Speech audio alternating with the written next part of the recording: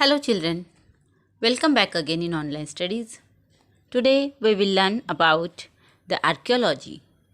Already we have completed our first lesson, that is what is history, and now we will learn. Open your textbook page number 5 and the blue shaded topic, that is archaeology. In many places we see, put finger on the line wherever we are reading and try to understand that. So, in many places, we see remains of objects and structures created in ancient times by human societies of those times. All of those remains are not always found above the ground. Some get buried under the layer of the soil that floods or strong wind deposit over them in the course of many years. The remains of human and animal skeletons also get buried in the same way. The science that studies past cultures with the help of ancient remains is called archaeology.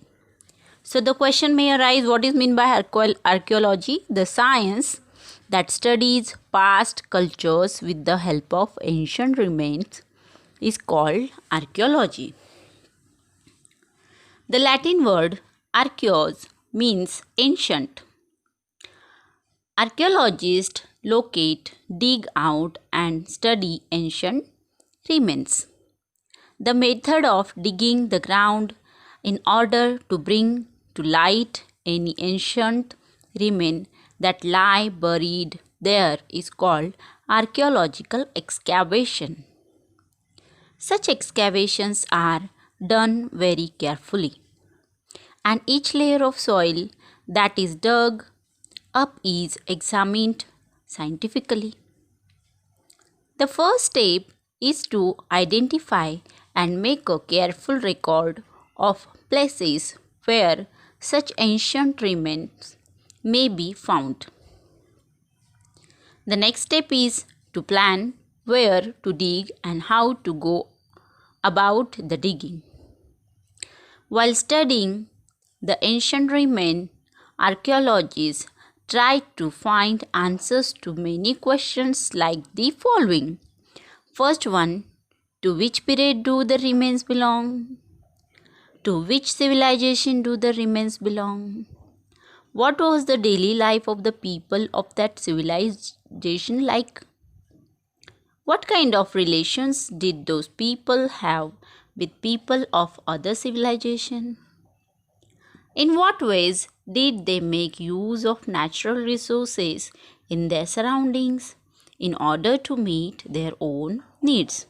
So, we have completed reading the topic, and now what is meant by archaeology, and we have seen the archaeological excavation.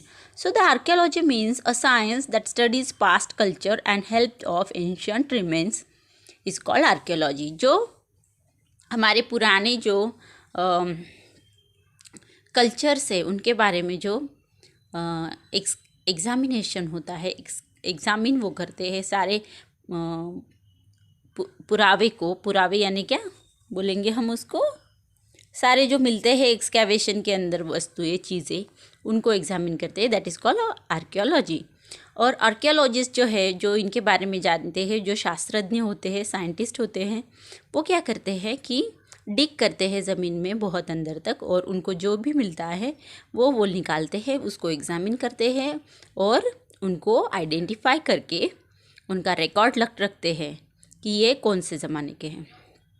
अभी सारे हमारे जो चीज़ें हैं जो ancient है, ancient यानी जो बहुत पुराने ज़माने के हैं, तो वो सारी ये सभी हमको ज़मीन के अंदर मिलती है क्या? नहीं, कुछ ऊपर भी होती है, कुछ ऊपर भी पड़े हुए रहते हैं. लेकिन क्या होता है कि बिकॉज ऑफ फ्लड यानी बाढ़ आती है, स्ट्रॉन्ग विंड की वजह से, बहुत ज़ोरदार हवा की वजह से, सॉइल का इरोजन होता है, उसकी वजह से ये सारे जो एंशिएंट ऑब्जेक्ट है वो धीरे धीरे ज़मीन के अंदर चले गए और उनके ऊपर सॉइल लेयर्स आते रहे. दैट इज़ वाई हम अगर देखते हैं कि हमारे पुराने ज़माने के सारी जो चीज़ें हैं वो मोस्टली अंडर द सॉइल ही हमको मिलते हैं।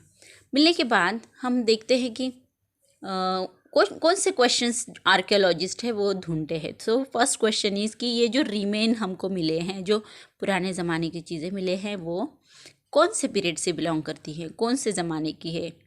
जैसे अभी हम देखते हैं 2020 चल रहा है, तो वो जो चीज़ें हैं वो मिली हैं वो कौन से ज़माने की है। सेकेंड टाइम कि उस टाइम पे कौन से सिविलाइजेशन था, कौन से लोग रहते थे।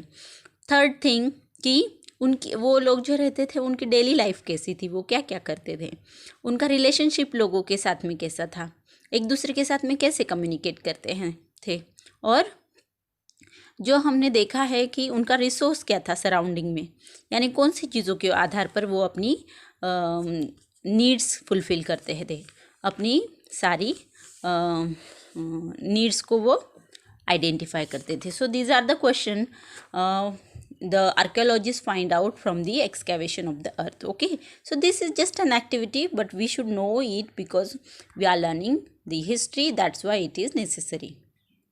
So you also read it out and try to understand it. Hello students. So now our first lesson of EVS 2, that is what is history, that is complete, and now we will start our lesson number 2, that is history and the concept of time. So we are going to learn in this lesson about the time. So you also take out your textbook and look into the page number 6. There are 4 points are given that we are going to learn in this lesson. First one is division of time and the timeline that we are going to see. After that, measurement of time and method of measuring time. How we are measuring time, that we are going to learn. Third one is historical period, how the historical period we are calculating, that we are going to see. And fourth one, scientific methods of measuring time and establishing age, that is dating method, how we put on the date to the historical period, that we are going to see in this lesson. So you also take your pencil in your hand and we will read out the lesson. You also try to read with me. Point number 2.1, division of time and the timeline. There are different methods of reckoning time. Time is continuous, but for our convenience, we divide it into periods. The method that we use for reckoning time depends on our purpose for dividing it and the manner in which we do it. For example, at sunrise we say, "It is good morning now. The day has begun." At sunset we say, "It is evening now. Soon it will be night." At the end of the day, it becomes dark and it is night. This means that we divide the day into two parts, that is day and night. We already know that we are dividing day into day and night. In the morning we are saying good morning. In afternoon we are calculating it as afternoon and we are saying good afternoon. And at the evening time we say good evening. After some time, the evening, when the dark night is there, that time we are saying good night while sleeping. So 12 hours day we are dividing 12 hours day and we are dividing 12 hours night. So calculatively one day is of 24 hours. Okay, so we will move forward again. Our earth rotates around its axis. Axis means at the middle line of the earth. Axis, you know, at a certain speed.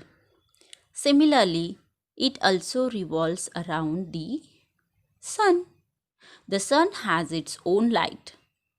We receive light from the sun. However, we see light only in daytime. Nights are dark. How does this happen? So already we have know that the day and night, this is a continuous process. After the sunrise, the night is there, nightfall is there, then at daytime we find the light is there because of the sun rays, and at the night time everywhere dark is there. So how does this happen? Because it happens because the rotation of the earth took a rotate around its axis, means around itself in a certain speed, and because of that the day and night happen. But as well as earth is revolving around the sun also, and that is why the day and night happen. Okay. As the earth rotates around its axis, the part of its surface which turns towards the sun becomes bright. The part that moves away from the sun moves into darkness. The earth takes 24 hours to complete one rotation around its own axis. These 24 hours are approximately divided into 12 hours of daytime and 12 hours of night. A period of daytime and the following night together make one day. Already we have explained it that 12 hours daytime and 12 hours night time is there, and it is approximately 24 hours one day. And why does this happen? When the earth rotates around its axis, that time the part which is towards